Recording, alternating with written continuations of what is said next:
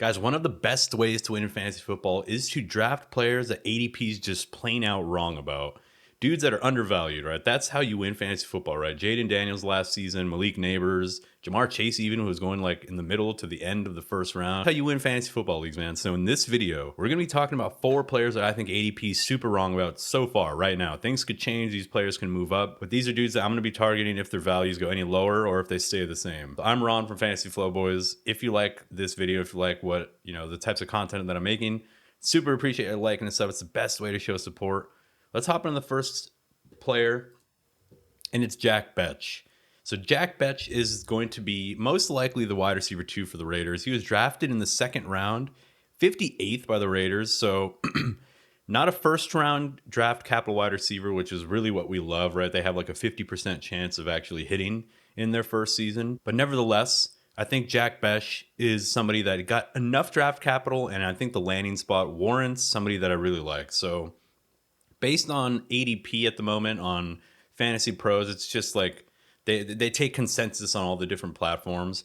He's currently going 163rd overall at wide receiver 64. So if you guys can see here on this little chart that I have, he's going around guys like Braylon Allen, Marshawn Lloyd, Trey Harris, Roshan Johnson, Xavier Leggett. So Jack Bech is kind of stuck there in the middle between a bunch of dudes who are really essentially dart throws, right? This late in the draft, you're talking about dart throws, dudes that are like second, third on the depth chart. And Jack Bech is somebody that I really like, right? So a lot of people are expecting that the Raiders are just going to be like a super strong run team, right? They got Ashton Genty, that they're just going to be working this man into the ground. Now, I think that's to be expected. I think we can probably expect that. But one important thing, man, Geno Smith, or a couple important things. Geno Smith is now the starting quarterback for the Raiders, right? Now, pair that with the fact that the Raiders have their total win, or I'm sorry, not the Raiders. The Raiders 2025 win total is set at 6.5 in Vegas. So BetMGM and other betting lines are starting to create, over-unders on win totals. So 6.5 wins. Last season, they only had 4 wins. So we are expecting a little bit of an increase. But another factor that I think is important, which is how did the Raiders do last season, right? So 4th in pass attempts last season, as you guys can see, just under Dallas and just above the Jets. The Jets actually surprised me, but they're a team that has to throw the ball. I mean, has to, wants to. We don't really know, right? Now, last season, they had a combination of, dudes that you'd find at like a cookout playing quarterback for them, right? Aiden O'Connell, fucking Gardner Minshew, fucking my Uncle Mahmoudi. Like, they had nobody playing quarterback for them, but they still were 4th in pass attempts. So I think, what does that all mean, right? I think the Raiders, as much as they want to be a run team, I think they're going to end up having to pass the ball. They're not expected to win a lot of games. They're expected to lose, to be last place in the AFC West. They're not expected to compete, to be honest, right? Like, I know Geno Smith being added to the team is a good quarterback. He can probably be a lot more serviceable than any of those other, 3 quarterbacks that they had last season were. But I think they're going to be losing most games. I think as much as they're going to want to ride Genty, I don't think they'll be able to. So they're going to have to throw the ball. Now, what's the depth chart looking like, right? So you expect Jakobi Meyers to be at the top of this depth chart. He's going to be the wide receiver 1 for this team. As expected, he's a great wide receiver. He's a fantastic value as well. But to be honest, Jakobi Meyers is kind of being drafted a little too early for my taste. He's still a good value, but for my taste, Jakobi Meyers has always been like a cheap beast, right? He's the fucking El Shaarawy of fantasy football. You can get him super cheap, super late, and he's going to be very good for you. But this season, not really, right? But looking at the depth chart, it's Jakobi Meyers. There's literally no one else, dude. Who the fuck is Kyle Phillips? Who the fuck is Trey Tucker? I mean, Trey Tucker had 2nd round draft capital last season, but he didn't really show much, right? He was kind of dog shit. So Alex Bachman, I think that's Ehrlich Bachman's brother from Silicon Valley, Tyreek McAllister. So these are nobodies, dude. And then you got Jack Bech over here down near the bottom. I think he's going to cement himself as the bona fide wide receiver 2 for this team, potentially even pushing Jakobi Meyers as the Raiders start to look forward, right? So that bye week bump, that post-bye bump, they're going to be like, all right, dude, it's time to get our fucking rookie more playing time. Let's get him some more targets. We see it all the time with rookies, right? So Jack Bech, somebody that I really like late. If you want to take some dart throws, he's the perfect type of dart throw for me.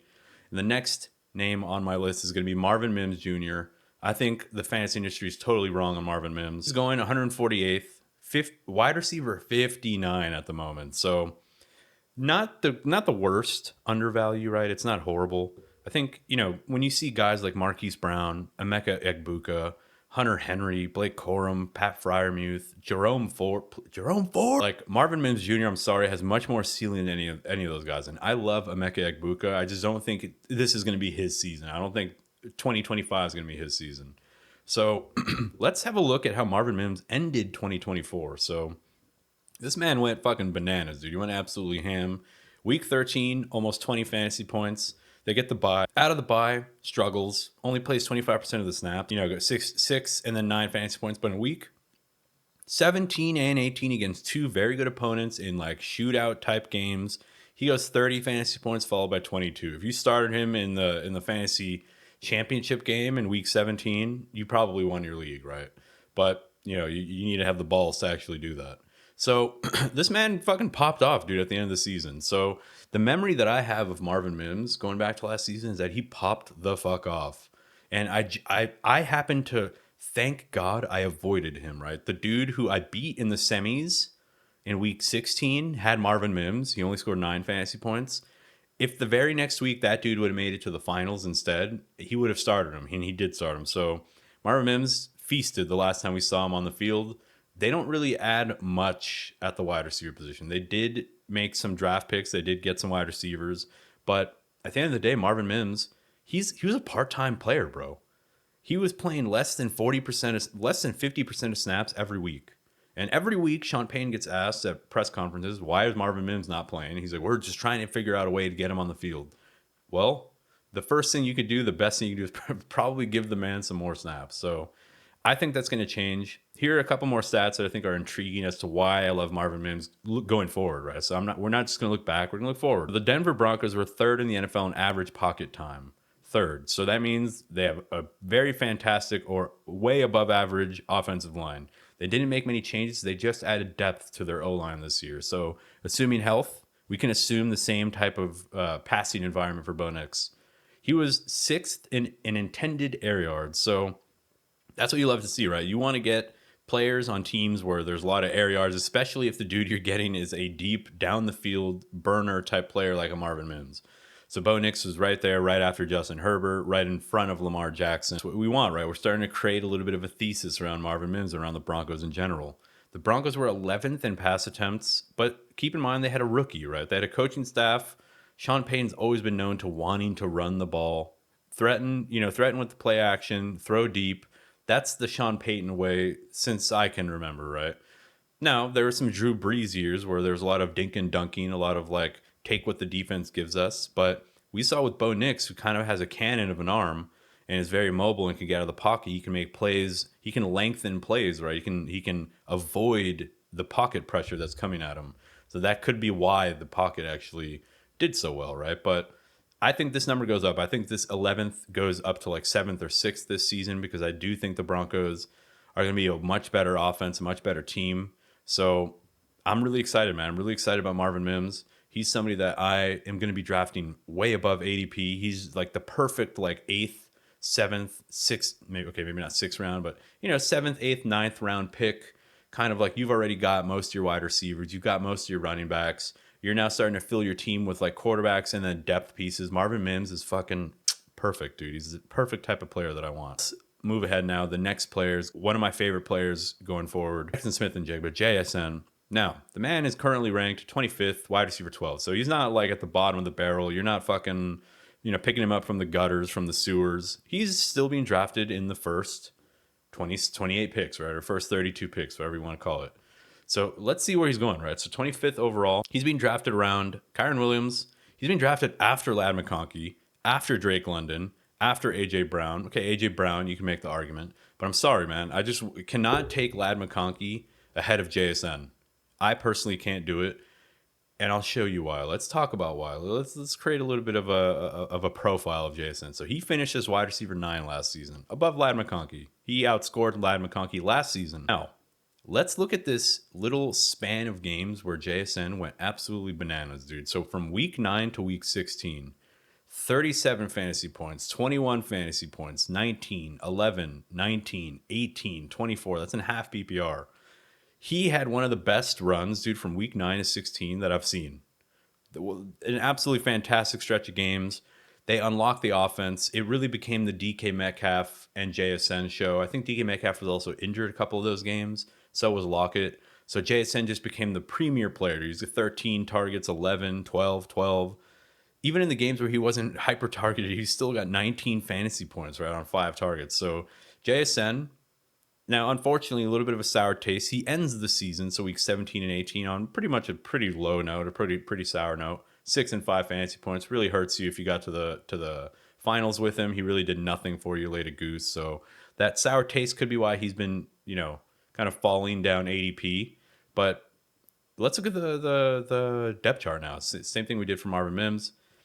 Or not for Marvin Mims, but for the other players that we did. So it's pretty much nobody, dude. Like, I don't know who Tyrone Broden is. A fucking awesome name, but I don't know who that is.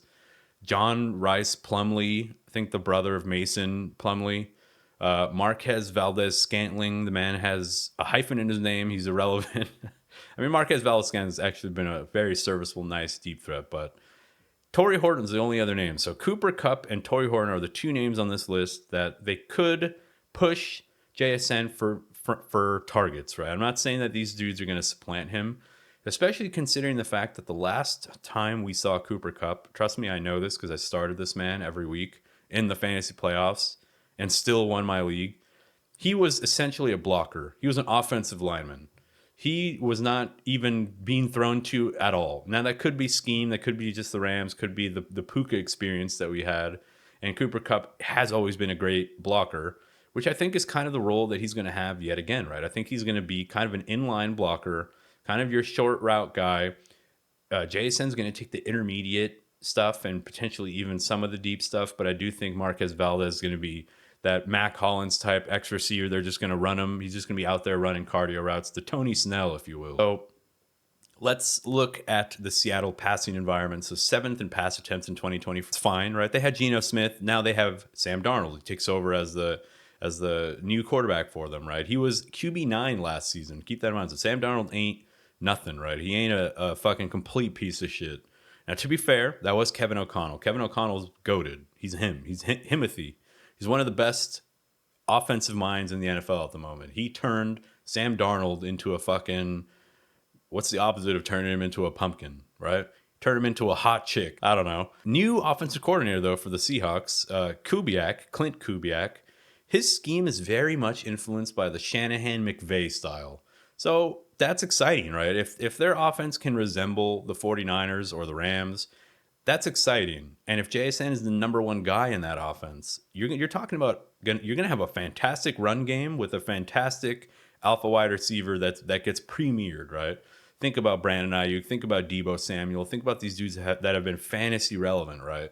So I think JSN slots in. I think he's going to be one of the more exciting, second round picks. If you're trying to avoid taking those second round wide receivers, which typically happens for me in most of my drafts, JSN's one of those only guys that I'm like, that's the dude. That's the dude who can jump into the top 6 or top 7 potentially, right? So JSN, love him. Last name on my list. I fucking love this guy, dude. Because I love it in here. I fucking love it! He's being drafted 158th overall. RB 52. Pretty insane to me, and I'll explain why. So let's look at some of the names he's being drafted around. Adam Thielen. Holy shit, dude. I'll stop there, man. Adam Thielen is 163 years old, give or take 20 years. Zach Ertz, he might be older than Adam Thielen, dude. Geno Smith, Marshawn Lloyd, Braylon Allen, Jack Bech, our boy. Cedric Tillman, Quentin Johnston. All right, enough said, dude. Let's look at his RAS score, because he's a rookie. We don't have too much to look at in terms of last year's performance, but let's look at his RAS score. So this dude is an absolute athletic specimen. He's a specimen. 9.24 expected or estimated RAS score, because I don't think he tested at the combine. His speed scores are through the roof. Vertical and broad jump, it's a measure of explosion. Elite. Composite speed, elite. All 40-yard dash, 4.32. Better than Jahmyr Gibbs, Breece Hall, Kenneth Walker the third. Very similar to Bijan Robinson's athletic profile. These are just some other percentile, just to help visualize it a little bit more. 4.32 40-yard dash, 100th percentile, 100th. Like, absolutely, you can't get much faster than that at the RB position. 118.3 speed score. That puts him in the 98th percentile. 133.9 burst score. I'm just going to list percentile. So 97th percentile burst score, 90th dominator rating, meaning the amount of work that he got, targets, opportunity in college, and how much he dominated with the work that he got. 84th percentile in yards per carry, so 6.4. And then 82nd percentile in bench press, so 24 bench press reps. That's pretty good, right? Devon Achane had like, I think, 1.5. So this man's got the speed of a Devon Achane, maybe slightly slower. I don't remember Devon Achane's 40-yard dash. I think it was like a 4.31 or a 4.3 flat, something insane like that. But let's look at this chart that I found on Twitter.